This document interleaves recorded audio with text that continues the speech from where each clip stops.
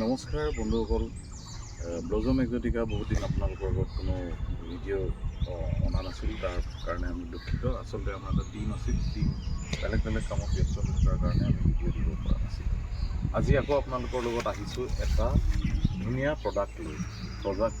প্ৰডাক্টটো একেবাৰে organic product, তাত কোনো কেমিকেল ইউজ কৰা নাই। মই আপোনালোকক প্ৰডাক্টটো দেখুৱাইছোঁ। এইটো হৈছে ব্লজম এক্সোটিকাৰ গ্ৰীণ টি। আৰু এই গ্ৰীণ টিৰ যিখিনি মেডিচিনেল প্ৰপাৰ্টিজ আছে মই আপোনালোকক লাহে লাহে জনাই যাম।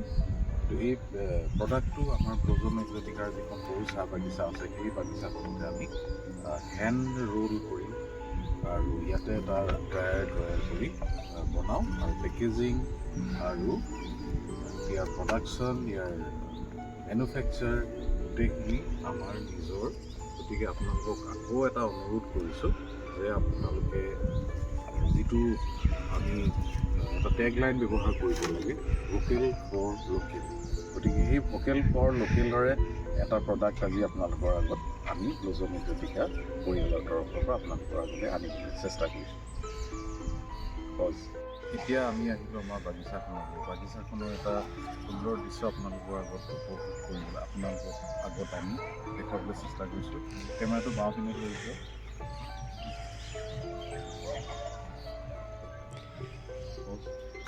মোৰ সোঁপিনে থকা বাগিচাখনৰ এটা অংশ দেখাবলৈ বিচাৰিছোঁ।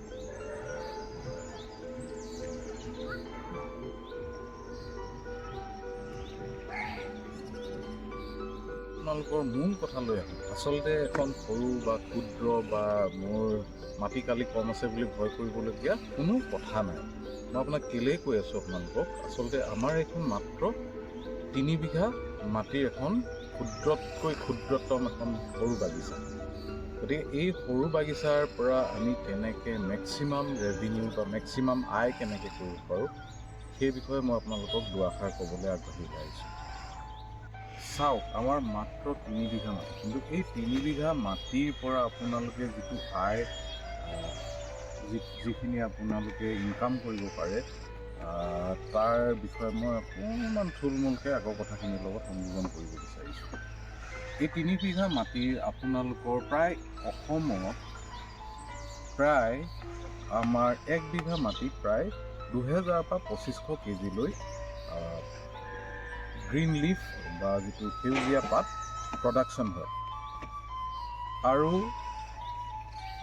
যিহেতু আমাৰ 3 বিঘা মাটি আছে, গতিকে 2500 × 3 মানে 2500কে 3 বিঘা মাটিত যদি আমি চাওঁ, তেতিয়াহ'লে আমাৰ প্ৰায় 7500 কেজি কেঁচাপাত উৎপাদন হ'ব।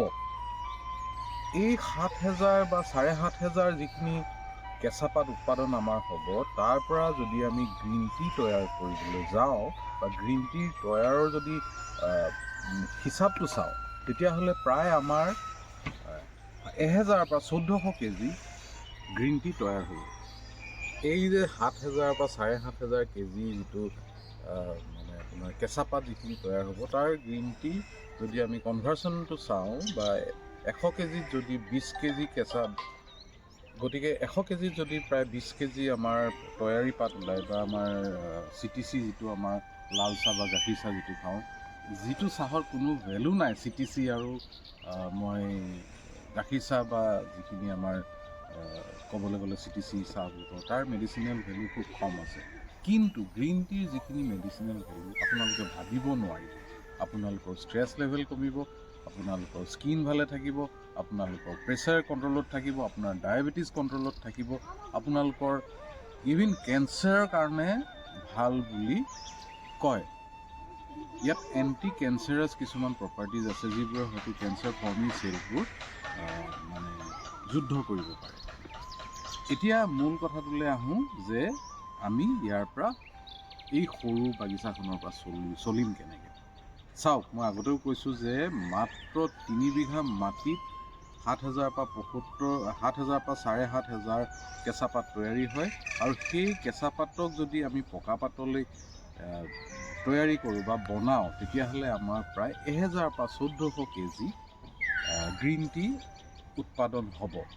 এই 1400 কেজিৰ আপোনালোকে যদি মাৰ্কেটত বা যিকোনো গ্ৰাহকক আপোনালোকে দিবলৈ যায়, যদি অৰ্গেনিক হয় তেতিয়াহ'লে আপোনালোকে নিশ্চয় 2000 বা 5000 টকালৈকে পাৰ কেজি পাব।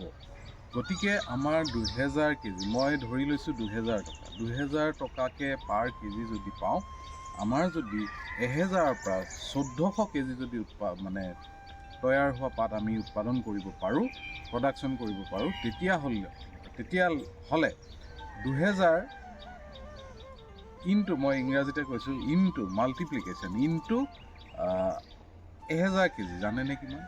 20 লাখ। আৰু যদি আপোনালোকৰ প্ৰডাকশ্যনটো খুব ভাল হ'ল, 1400 কেজি ইনটু 2000, জানেনে কিমান? 28 লাখ টকা।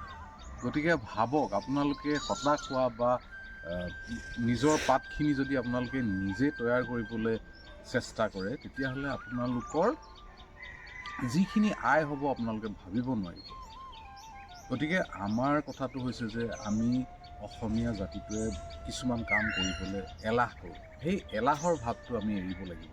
আমি মাৰ্কেট ধৰিব লাগিব, আমি বজাৰখন দখল কৰিব লাগিব, সি নেলাগে দেশীয় হওক বা আন্তঃৰাষ্ট্ৰীয় হওক। গতিকে লাহে লাহে অৰ্গেনিক বস্তুৰ ওপৰত চাহিদাটো বাঢ়ি আহিছে। যিহেতু সদগুৰুদেৱে ছেভ ছইল মুভমেণ্টটো আৰম্ভ কৰিছে, গতিকে তেওঁৰ সেই মুভমেণ্টৰ সংযোজন ৰাখি আমি আমাৰ নিজৰ মাটিখিনি গছ গছনি ৰুব লাগে, তাৰ ওপৰত কভাৰ কৰিব লাগে। আৰু যিখিনি শুকান পাত যিহেতু তাত পৰিলে সেই মাটিখিনি জৈৱিক হ'বই হ'ব, সেইটো মই ডাঠি ক'ব পাৰোঁ। আৰু যেতিয়াই মাটিবোৰ জৈৱিক হ'ব, তাৰ অৰ্গেনিক কণ্টেণ্ট, তাৰ নিউট্ৰিশ্যনেল ভেলুৰ এটা সীমা নোহোৱাকৈ আপোনালোকে পাব। গতিকে আপোনালোকক সকলোকে মই অনুৰোধ কৰিছোঁ, এই ব্লজম এক্সটিকা ইউটিউব চেনেল বা ব্লজম এক্সটিকা ফেচবুক পেজ বা ব্লজম এক্সটিকা ইনষ্টাগ্ৰামৰ পৰা, যে আপোনালোকে যদি আপোনালোকৰ 1 বিঘাও মাটি আছে, আপোনালোকে চাহ খেতি কৰিব পাৰে। আৰু চাহ খেতি কৰি আপোনালোকে এটা স্বাৱলম্বী যিটো দিশ, সেই দিশটো এটা সীমাহীন এটা পৰ্যায়লৈ আপোনালোকে যাব পাৰে। গতিকে সেয়াই মোৰ অনুৰোধ, যে আপোনালোকে, মোৰ বাগিচাখন সৰু বা মোৰ মাত্ৰ 1 বিঘা আছে, মই আৰু মাটি বিচাৰি ফুৰিব লাগে, সেইটো হাবাথুৰি হোৱাৰ কোনো প্ৰয়োজন নাই। ধন্যবাদ।